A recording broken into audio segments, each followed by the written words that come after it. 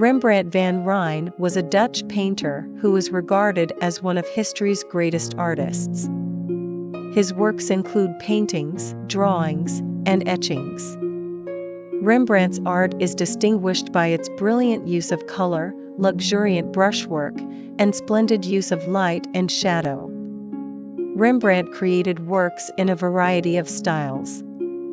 He is well known for his portraits, as well as his historical and biblical scenes, in his highly productive career. His paintings comprise a collection of over 300 pieces of artwork, many of which influenced artists who came after him.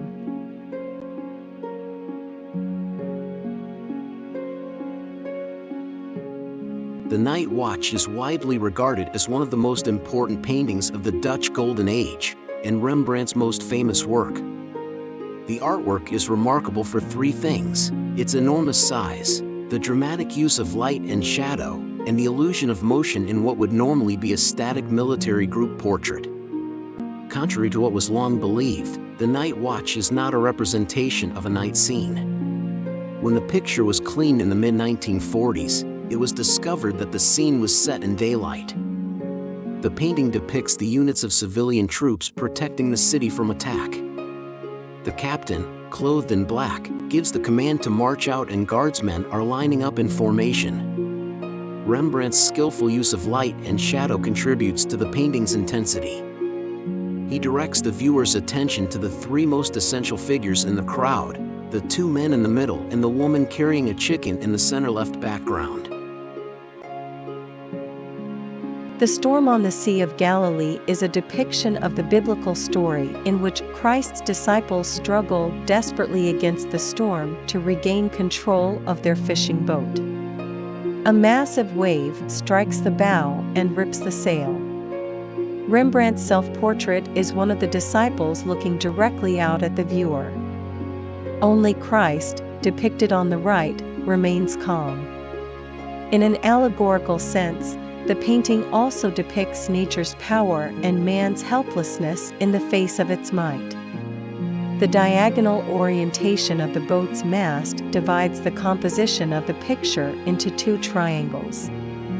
The golden light in the left triangle enhances the dramatic scene by illuminating the dark cloud and the edges of the waves. The painting was stolen in 1990 from the Isabella Stewart Gardner Museum in Boston and is still missing. The Anatomy Lesson of Dr. Nicolaes Tulp is one of Rembrandt's most well-known works.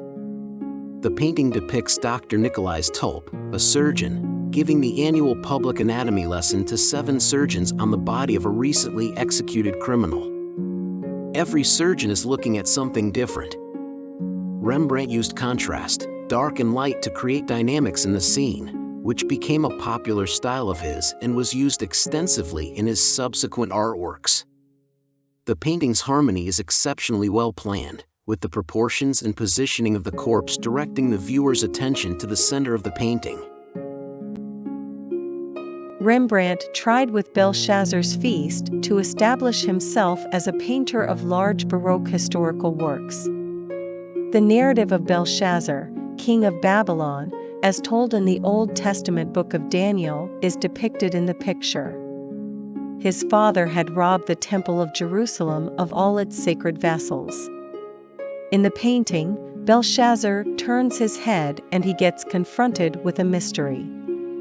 His confused eyes are fixed on the disturbing glowing message.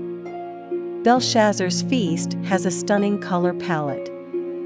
Rembrandt's skilled use of light and shadow gives the impression that the figures emerge and disappear into the dark shaded areas. Ovid's Metamorphoses, which narrates the story of Zeus' seduction and capture of Europa, served as inspiration for the Abduction of Europa. In the story, Jupiter disguised himself as a white bull to seduce Princess Europa away from her companions and take her across the sea to the island of Crete. Rembrandt rarely painted mythological subjects in his lengthy career. In this scene, he conveys the story using theatrical gestures and visual effects. Europa turns back to gaze at her companions on the shores of the sea as she grabs the bull's horn and pushes her fingers into his neck in confusion. A mist-covered city stretches along the horizon in the distance. To the right, a dense forest of trees contrasts with the pink and blue parts of the sea and sky. The sun shines through the clouds and reflects off the sea. Rembrandt produced around 100 self-portraits, including more than 40 paintings. Throughout his 40-year career, self-portraits have been a regular piece of art, creating a visual journey of the artist. Rembrandt transformed self-portraiture into an autobiography.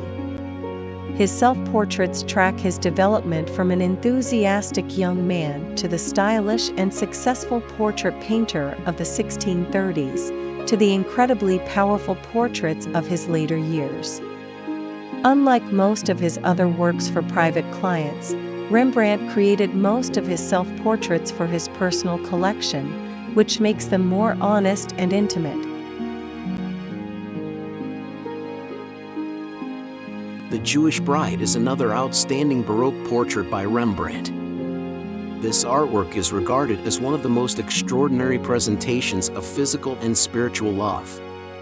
During the early 19th century, a Dutch art dealer described the painting's subject as a Jewish father giving jewelry to his daughter on her wedding day. This interpretation is no longer accepted, and the couple's identity remains unknown, but most art historians assume they are Isaac and Rebecca from the Old Testament.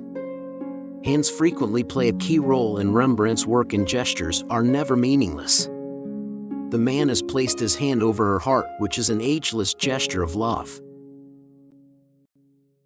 In this artwork, Joseph, Jacob's beloved son, brings his sons Ephraim and Manasseh to his dying father to get his blessing. Asenath, Joseph's wife, and the mother of his sons, who was absent from the biblical account of Jacob blessing Joseph's sons, was added by Rembrandt to the picture. Dark curtains on either side and light shining on the picture from behind were Rembrandt's choice for the scene's theatrical setting. The red blanket fills the entire foreground, creating a distance from the observer. Rembrandt, as usual, paid close attention to the clothing of his figures. Syndics of the Drapers Guild is also known as the sampling officials. This group portrait represents the syndics of the Amsterdam Drapers Guild, who assess the quality of the weavers' fabrics offered to guild members. Their servant is in the center, wearing a skull cap. The different facial expressions of the people in the portrait were captured in extreme detail by Rembrandt, giving each person their unique identity and equal importance. One of Rembrandt's last pieces is The Return of the Prodigal Son. The life-size artwork depicts the biblical story of the prodigal son, who comes back home in a miserable state after wasting his fortune and falling into poverty and despair, imploring his father for forgiveness, and regretting his past sins. The artwork is renowned for its peaceful and touching character, showing the compassion of a father-son relationship that shares an intimate bond with the viewer. Father's appearance expresses a range of emotions, including love, mercy, and grief. His hands express both mothering and fathering at the same time. The left hand is bigger and more masculine, resting on the son's shoulder, while the right hand is softer and more welcoming in gesture.